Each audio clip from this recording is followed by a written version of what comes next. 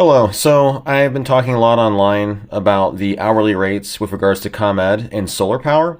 And I figured that some people have asked like for clarification and some people have disagreed with me that it's sometimes problematic. But I'm going to talk about this. So if you are grid tied, and by grid tied I mean you feed back to the grid your excess power and you are on hourly rates, this is potentially sometimes a major problem.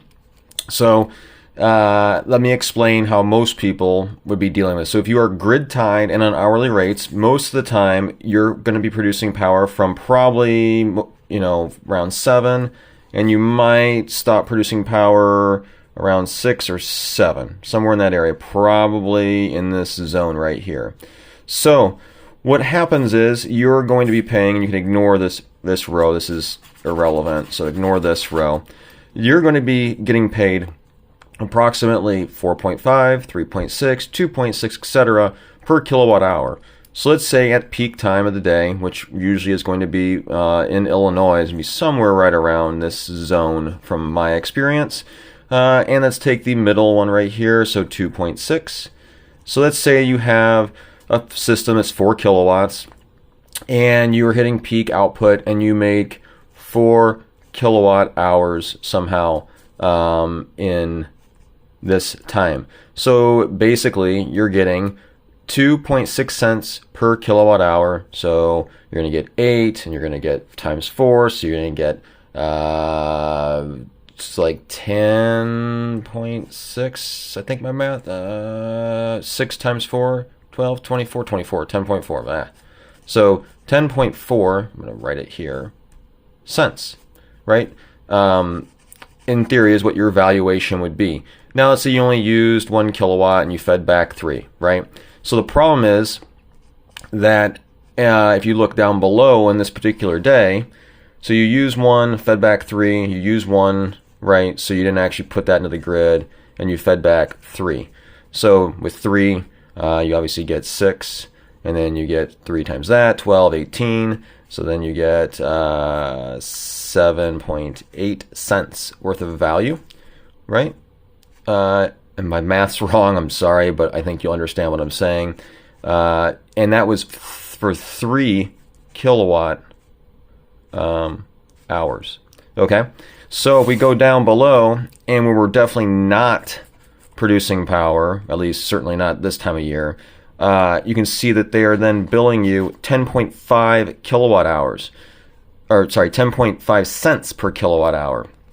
And as a result, your 3 kilowatt hours of production, which is when hourly is considered by value, is eaten up by just not even 1 kilowatt hour usage at 8 o'clock.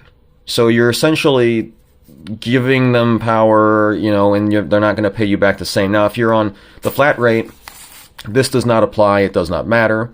But in this situation, that's bad. Even here at 7 o'clock, you could be eating up all your power. All your excess production could be eaten up over the course of just, 2 hours, and you already are paying them again throughout the evening, and they reduce prices back to normal.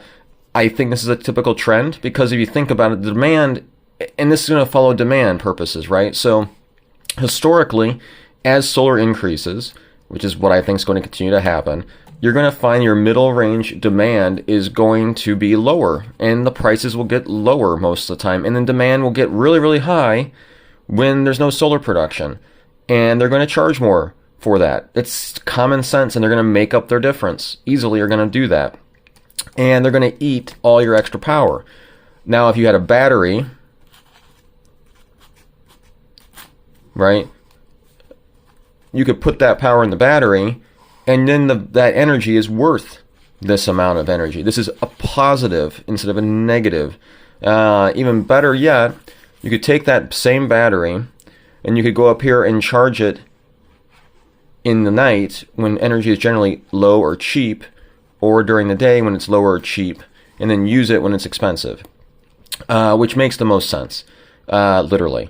So anyway, I hope this helps understand what's going on. If you don't have a battery, they literally can take advantage of you and just jack up the rates whenever they want to. If you're not on hourly rates, whatever. But if you're going to do hourly, you really need to have battery and solar to maximize the benefit. personally, even on horrible days during the winter, thanks to the battery power and time of use and charging in the night, often I'm still saving money because of that. So the battery has multiple uses. It keeps you good in the winter, and it also keeps you good in the summer and prevents them from taking advantage of your power, your what you're generating and just eating it. Anyway, I hope that was reasonably explanatory. Realistically, the grid should be a backup for everyone. We should be using batteries with solar and get off this grid tied thing. They're eventually going to shut it down, and they're going to find ways like this to very easily make up the difference, because the only people that are probably using this costs are the people that are most likely on solar, maybe an electric car, etc., etc., and they're going to take advantage of people. And maybe they're not going to be expensive all night long, but they'll hit the sweet spot when you have to use power for most people and get you, and then they'll drop the prices back so that 7 o'clock to 10 o'clock at night, the prices are going to be high, and they're going to make up the difference. So anyway, I hope that's helpful and that's informational. I've seen it consistently throughout the year. Any questions, let me know. Thanks. Talk to you soon. Bye.